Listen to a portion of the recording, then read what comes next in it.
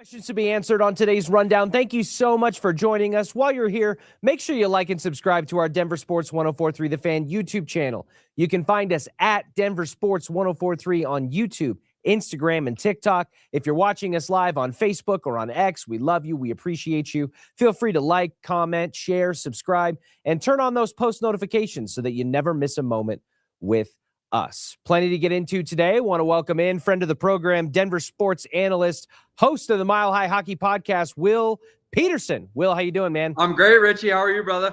I am doing well. I am definitely excited with each passing week of this Denver Broncos season as they continue one of the more miraculous, improbable runs in the history of the franchise. They currently sit atop the AFC. They gain an extra little bit of advantage with their win over the Green Bay Packers. And now all eyes are coming down to these final 3 weeks of the season. And there's plenty to get into on that front.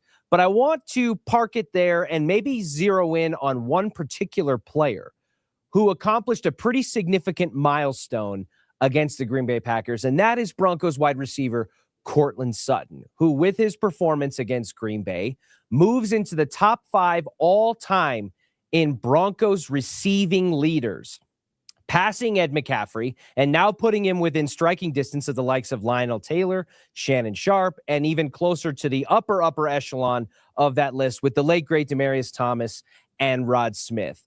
At 6,226 receiving yards in his career as a Denver Bronco, Will, is Courtland Sutton already at or approaching legitimate all-time great status in the history of this proud franchise? Yeah, it's a fascinating question, Richie, especially because he came here when things really hit rock bottom. He was drafted in the second round of 2018 and was on some really bad Broncos teams. He lived through the Drew Locks and the Teddy Bridgewaters and the Case Keenums and the Joe Flaccos of the world. And then he tore his ACL against the Steelers in the COVID season and never looked like quite the same player for a couple of years after that. So combine all those factors together, I think the answer to your question is yes, because think about it, man. Bad QB play and devastating injury, and he's still passing Ed McCaffrey for 5th all-time in Broncos receiving yards. I like that you brought up the list there. I mean, those are all household names. You know, Lionel Taylor, maybe not as much just because I'm not as familiar with the era, but I know old school Broncos fans love Lionel Taylor. And then the top 3 are all legends with Rod Smith, Demaryius Thomas, and Shannon Sharpe. So, yeah, I think based on all the adversity he's faced and the way he's just stuck with it, and remember, he signed a big contract extension. This is a dude who may play his entire career in orange and blue. Looking at those numbers, I don't think he's catching Rod Smith. I mean, that number from Rod feels tough, but he could get to number 2 and pass his mentor, as you mentioned, the late, great DT, if the rest of his career is here in Denver. I think it can't be understated, Will, some of the points that you made there in the sense that when Courtland Sutton got here, what a mess the Denver Broncos were as an organization. I mean, Courtland Sutton in 2019 had a 1,000-yard season where they had 3 different quarterbacks start a significant number of games, did the Denver Broncos. And it kind of mirrors, ironically, the career arc of his mentor, Demaryius Thomas, who had to slog through some pretty bad seasons at quarterback before getting to just shoot to the moon and finish his time in Denver with the Peyton Manning era and all of the statistical greatness that came along with that. I'm kind of in agreement with you, Will, and it's fascinating to say that a player like Courtland Sutton may have already or is certainly on the doorstep of achieving legitimate all-time great status in the history of the Denver Broncos, when this is a player, Will, that many around the league and many here within the market were questioning whether or not he was deserving of a true wide receiver 1 label at the NFL level. It almost feels like those two things can exist at the same time, but it is kind of part of this curious case of Courtland Sutton because it's felt like a lot of that production has gone either under the radar or just under recognized because of the team's overall lack of success and the amount of dysfunction that was existing basically everywhere else at Broncos Park, powered by Common Spirit, up until the last couple of years. Yeah, and it raises an interesting question. Has Broncos country, and I'll even raise my hand, has Broncos country taken Courtland Sutton for granted over the last 6, 7, 8, 9 years that he's been in here in Denver? And you look at what he did on Sunday against the Packers. I mean, that was a potential Super Bowl preview. Guy had over 100 yards, 7 catches, a touchdown, had the unbelievably clutch conversion on 4th and 2 when Matt LaFleur is throwing the challenge flag of like a wishful challenge flag. It's like, dude, you can't just be mad the play happened and throw a flag. He clearly caught the football. So he's playing his best football of his career at this very moment. That's what's crazy. You know, with Russell Wilson, he caught a lot of touchdowns, but didn't necessarily have the yardage. You mentioned 2019, the 1,000 yards, but the quarterback was so hodgepodge. He was the only target any of the three of them trusted. Like, he is peaking at, how old is this guy now? 31, 32? I mean, yeah, right around there. In his early 30s, which is crazy. You normally don't see that for wide receivers in this league. And I think the Broncos are glad they extended him because, you know, it wasn't this offseason, but it was 2 off seasons ago where there was some awkwardness and there was some tension and they give him some incentives and that smoothed everything over. And then this year he gets probably the last big payday of his career. And I'll just ask you this. Is Courtland Sutton a Ring of Famer? I think he's trending in that direction, my friend. If you're top 5 all time in the history of the franchise, there's only 4 guys. And by the time he's done, there may not be more than 1 or 2 guys who have ever produced more at their position in an orange and blue uniform than you. Even if you want to try to poo-poo it or maybe put an asterisk next to it saying it's a longevity award like Frank Gore in the rushing category in the NFL, the fact still remains that nobody outside of maybe 1 or 2 all-time greats ever did more than you at your position. I think you have to be in consideration for the Ring of Fame if you're that quality of a player with that resume behind you and you played the entirety of your career in this hypothetical in orange and blue. I think the case against you is pretty marginal at best. No, I would agree with that. The only thing I will bring up, and it is controversial, is that Ed McCaffrey is one of the highest profile names not in the Ring of Fame right now. So being top 5 for, 2 decades wasn't enough to get Ed in. I think you're on it that Courtland's got to continue to climb the list. But, yeah, when it's all said and done, it'll probably be at the new stadium, you know, with a little bit of a waiting period and the construction and all that. We don't know how much longer he's going to play, but I would reserve a spot on the facade at that new stadium for Courtland Sutton's name. I certainly would. And you make a good point, and that gets into this unfortunate, tricky situation that you have, I think, when you're talking about league-wide in the Hall of Fame category and even locally in terms of teams' Ring of Honor or Ring of Fame inductees, is there's like this backlog and guys that just inevitably get left on the cutting room floor year after year after year. And then you start to bring into the conversation like, how much do championships factor into that? If you're talking about an Ed McCaffrey and a Courtland Sutton, maybe the Broncos go on and do something, you know, this year that potentially changes that. They're certainly in a position to do so, but you start to have to break ties in a lot of weird arbitrary ways. Regardless, I think it's a fantastic problem for the Broncos to have to consider half a decade or so, or 10 years down the road from now, if and when it comes to that point. Yeah, definitely. And this new ownership group, they've been really good about learning the history of the franchise. And Greg Penner's on the record saying, hey, we've always been Broncos fans, but there's a difference between being a fan and owning the team. All that said, he's going to get bonus points with the ownership group that he is doing this in front of their very eyes. Whereas a guy like Ed McCaffrey, he has the 2 rings. He was a big part of those teams. He wasn't doing this when the Walton Penner family ownership group owned the team. So yeah, if he continues to perform like this, talking about Sutton, plus they have a parade in the next couple of years, then yeah, he's a slam dunk for the Ring of Fame, especially with the ownership group keeping a close eye on this Broncos team. We see him every Sunday on the broadcast. I love it. I couldn't be rooting more for it to happen. I feel the same way about Garrett Bowles. You're talking about 2 guys that came in 2017 and 2018 back-to-back. And as Garrett Bowles literally, you know, famously or infamously said in front of his locker at one point, all I've ever known is losing. All we've ever done is lose. And now these guys who put in so much work on the front ends of their career and had absolutely nothing to show for it are playing for a team as 2 of the longest tenured Broncos on the roster and have a chance to finally reach that mountaintop or certainly be within striking distance of it. I can't wait to see how it pans out, and I'm certainly rooting for both of them. But it is time to hit the turn, presented by The Birdie Bar, Louisville's premier indoor golf bar and restaurant. Check them out online or on Instagram at thebirdie.bar. Want to talk a little hockey with you, Will Peterson, as the host of the Mile High Hockey Podcast. It's only fitting. And again, I was having this conversation with our mutual coworker here, friend Drew Spivak, saying, hey, man, I think it's almost getting... maybe boring is too strong of a word, but it's getting almost repetitive to have conversations about the Colorado Avalanche because they're just so damn good. Like, there's so few weak spots and there's so few letdowns, even in games that are ugly. They seem to find ways to win, or at a minimum, they salvage a point with an overtime loss, as they've only lost 2 games in regulation through the first third of the season or so. And Will, I'm looking out at the experts in the desert with the prognostications they have about all these season's awards. And it's tough to find one that doesn't have, outside of maybe the Vezina, that doesn't have a member of the Colorado Avalanche or the Colorado Avalanche as a team at the forefront of that list. Nathan MacKinnon, the Hart Trophy favorite. Cale Makar, the overwhelming Norris Trophy favorite. And the Avs, as a team, the current odds-on favorite by a decent margin to win the President's Trophy.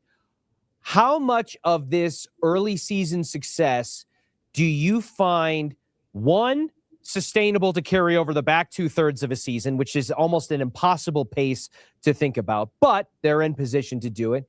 And two, how important is it that the Avalanche, and maybe we can zero in just on the President's Trophy here, are in pole position for that award and eventually take it home in the regular season, given what it could mean for them in the postseason? Yeah, I mean, obviously, some people think the President's Trophy is cursed or whatever, but I'm not going to buy into that when your team is just an absolute wagon. Now, people bring up the Bruins from a few years ago when they won like 70, 72 games and lost in the first round. But all that said, I mean, I've noticed this vibe since Media Day, Richie. That was back in the middle of September. Like, Nathan MacKinnon openly talked about getting 1 Stanley Cup in his career with the Avalanche would be disappointing. So this team is saying the quiet part out loud. They know what we all know, that getting a championship is really hard to do, and it's unbelievable. But once you get a second, that's when you elevate yourself into the dynasty, or at least the all-time great type conversations. And that's the sole focus of this hockey team. And I actually think maybe it's a good thing that both Dallas and Minnesota are somewhat on their tails. I mean, you look at the standings, Minnesota won again last night. They now have the 3 best teams all in the Central Division. And I'm not just talking the West. I'm talking the entire NHL. The best team is the Avs. The second best team is the Stars. And the third best team is the Wild, who, oh, by the way, made a blockbuster trade last Friday and brought in Quinn Hughes to Minnesota. So they can't really afford to let up. And I think that complacency won't come because Dallas is going to be nipping at their heels all year long. So I think you said it well, like repetitive, sure, but repetitive losing grinds on you, and it's awful to be a fan. Repetitive winning, it's fun last night to watch Avs and Kraken, and they're down 3-2 going to the third. And I'm sitting here going, they're going to win this game. They're better than Seattle. And what do? They outscore them 3-0 in the third period, win 5-3. So, yeah, I mean, I think it's a good thing that they're going to have to be all gas, no brakes this entire season. But I also think that this team is just so loaded that, losing in the playoffs is going to be a disappointment if it happens. Since you brought it up, Will, it is jarring to look at the Central Division standings and realize that the top 3 there are also the top 3 in the NHL overall standings. In fact, the best team in the Eastern Conference, the Carolina Hurricanes, would be 4th currently if they played in the Central Division, which is just absolutely insane to think about. And it's one of those things, I know we've talked about it, I've mentioned it over the last couple of weeks. It almost feels like a robbery in some ways that the Avalanche are off to the absolutely insane start that they are, and yet they have very little breathing room within their own division from not just the team right behind them, but even the team directly behind them in the Minnesota Wild. You mentioned the trade that they made, bringing Quinn Hughes in from Vancouver, 2 of the best defensemen in the NHL, now playing in the same division, who will face each other head-to-head in Minnesota this weekend. Will, what was your initial reaction to the Quinn Hughes news and what it might mean for the Avalanche as they continue their regular season and the potential for Minnesota to become an even bigger player within the division? Yeah, I mean, obviously, my first reaction was it's just so unfortunate that Gary Bettman is stuck in his ways. I mean, the fact that the playoff format is still the same is a joke, Richie. I mean, between the Avs, Stars, and Wild, one of those 3 teams is guaranteed to not get out of round 1. I mean, that's ridiculous. You're the 3 best teams in the league. There's 16 teams left in the bracket, and one of those 3 has absolutely no shot of advancing past round 1. That's a joke. And the reality is that's why the Avs have to get the 1 seed, because you got to make Dallas and Minnesota play that 2-3 matchup. Hopefully the Avs play a wild card. can win it in 4 or 5 games, and that series goes 7, couple double overtime games. They beat each other up, and I'm not afraid to say it out loud. I hope the Wild win the series. Like, I'm never going to apologize for someone taking care of my arch nemesis. Right. And it's nuts that we're having those conversations on December 17th, 8 days till Christmas. But guess what? Even if Connor Hellebuck's healthy, the Jets aren't catching up. Like, these are going to be the top 3 teams in the Central. So that was my gut reaction. I mean, as far as a player, they gave up a pretty big package, but I always applaud all-in moves, and Minnesota's all in, right? I think it's bold to be all in when you've got Dallas and Colorado in your division. I get it. They gave up Z Buyam from DU, the stud prospect in the trade back to Vancouver, as well as a first-round pick, a couple other players. So, I don't love the Wild. I actually hate the Wild, if I'm just being frank. So if they want to push the chips all in and fall short, that's totally fine with me. But all that said, the fact that Avs Stars or Avs Wild should absolutely be the Western Conference Final, and instead we're going to have to watch it in round 2 while we watch 2 other teams play in round 1, just a huge flaw in the postseason format. I agree with you, and that's why I put the Avs winning the President's Trophy at the risk of maybe the President's Trophy curse in the same category as like a champagne problem that maybe Walton Penner ownership group is going to have with Courtland Sutton 5-10 plus years down the road, if they have to juggle between, is he, somebody that we can bring in or not? Because the Avalanche do need to get the number 1 seed. And I think that even though the President's Trophy is awarded to the best team with the most points in the NHL, I think the President's Trophy winner is obviously coming out of the West, and it's going to be one of the teams, in my opinion, in the Central Division that takes it home. So I think those two things, getting the 1 seed and winning the President's Trophy, are pretty intertwined given the current landscape here in the NHL. And I think that if the Avs are going to give themselves the best chance, similar to how we talk about the Broncos with the AFC standings and the importance of getting the number 1 seed there going into the postseason, I think the Avs are in a kind of a similar boat, because this is the kind of stars aligning year for Colorado with the start that they've had, the production that they're getting from their stars as well as their depth, not to mention the goaltending tandem. This is the kind of thing that you can't just shake and bake year after year. Things are falling and clicking into place in a pretty miraculous way, and it would be a damn shame to let anything, including Gary Bettman's NHL playoff format, stand in the way of turning that into a 4th Stanley Cup. Yeah, totally. I mean, we love to say it's cup or bust, and it has been cup or bust, but 2 years or 3 years ago, Valeri Nichushkin, the whole Seattle thing. 2 years ago, Valeri Nichushkin again. Last year, you have to play Dallas in round 1, and you blow a huge lead in a game 7 in a year you could have won the cup. Plus, you're molding a ton of trade deadline additions. Like, I'm not trying to be an excuse maker here, but there are fair reasons to point why they came up short the last 3 years. I mean, I'm knocking on all the wood, but barring a catastrophic injury to a superstar, Richie, there's just no reason. Like, they can't come up short. And I know that's hard because it's so hard to reach the mountaintop and win the whole thing, but those are the expectations from the fans. And honestly, I know enough people around there. Those are the expectations internally as well. I mean, they know it. The players know it. The coaching staff knows it. The front office knows it. Ownership knows it. Like, everyone knows that, again, barring the unthinkable, which I don't even want to waste our breath on, they have to win the Stanley Cup this season. Yep. You and I are in full alignment there. And I think that the fact that they had their seasons derailed in back-to-back years by the absences of Valeri Nichushkin, they drop an unfortunate series to Dallas last postseason. I think that almost kind of unfairly or not, snowballs added pressure and importance on a season like this, where they've come out on a rocket ship and have everything clicking for them on all cylinders to say, hey, okay, you're even with all of these things, considering how hard it is to get to that point in the NHL postseason. You're already on pace to do that despite all of the roadblocks that you've had to overcome. This is the year where you got to finally cash in.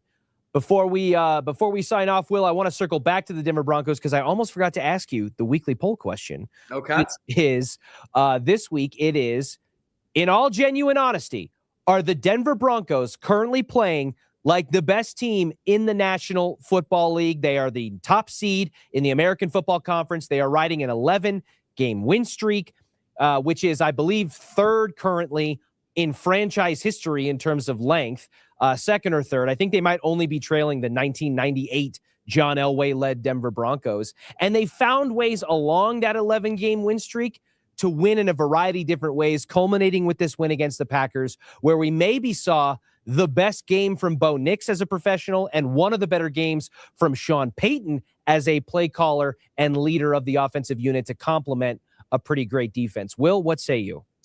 You know, it's interesting because I wrote about this morning at denversports.com. The GOAT, and I know people are going to, shudder at that, but the GOAT, Tom Brady, came out with his new power rankings, and he has the Broncos as the best team in the NFL. And he even brought up, wouldn't it be fitting if the playoffs go through Mile High? And, of course, Tom Brady, 0-3 in his career in the postseason in Mile High, the famous Champ Bailey 100-yard interception, and then 2 losses to Peyton Manning in AFC title games after the 2013 and 2015 season. So are they the best team in the NFL? I don't know. I think the LA Rams are excellent, and that offense is super duper scary. Matthew Stafford playing some of the best football of his career at 40, 41 years old, whatever he is. Devontae Adams, I know he's a little beat up right now, but he'll find a way back on the field. Puka Nacua is a stud. Kyron Williams, list goes on and on.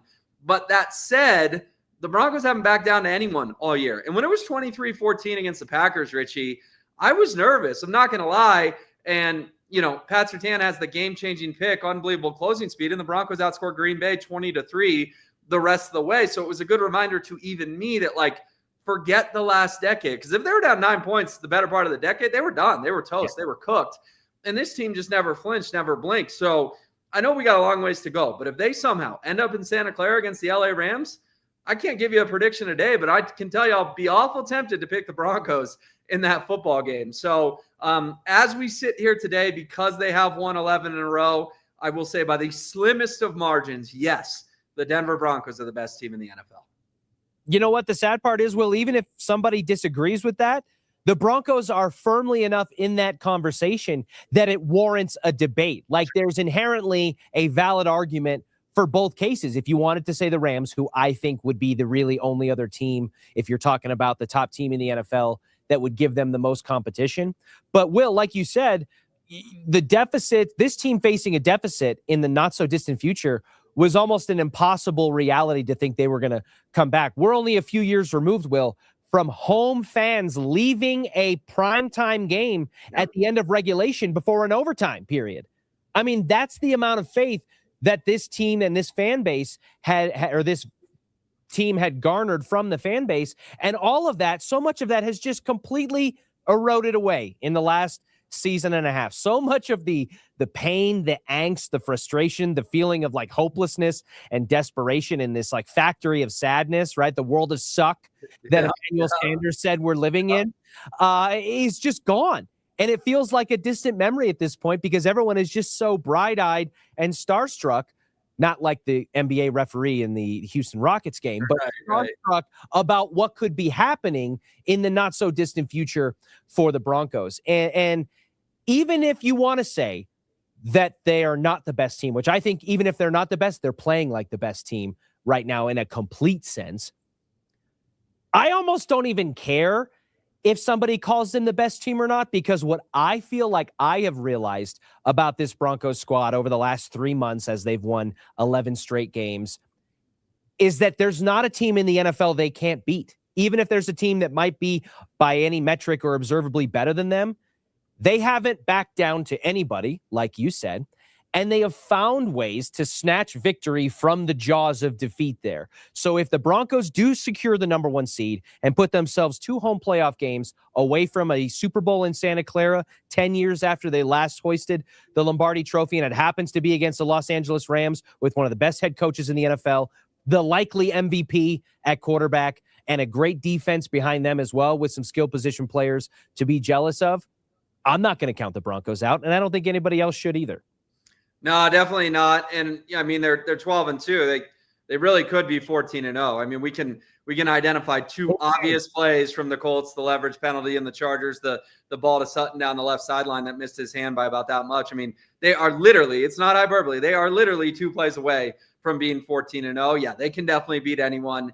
And the Rams would be a hell of a test, but we got a lot of football still to go to get there. And wouldn't it be fun to have the Kroenke Bowl after, remember, the Avalanche wore the Rams jerseys at the game, and that created controversy. I could not imagine the build-up to that game with 2 weeks, Avs, Rams in Santa Clara, Stan Kroenke versus Cousins, the Walton Penner family ownership group, in the Super Bowl. Yep, those photos would be immediately put side by side the second that all the players got photographed in Broncos jerseys. It's like, oh, wait a minute. I thought this was... Yeah.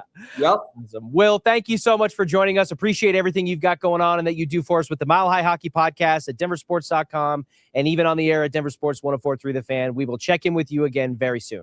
All right. Thanks for having me, Richie. Talk soon, man. You got it. To the rest of you out there, have a wonderful rest of your... What day is it today? Wednesday afternoon. We will catch you tomorrow at noon for the next rundown. I do what I love what I do. Second nature to put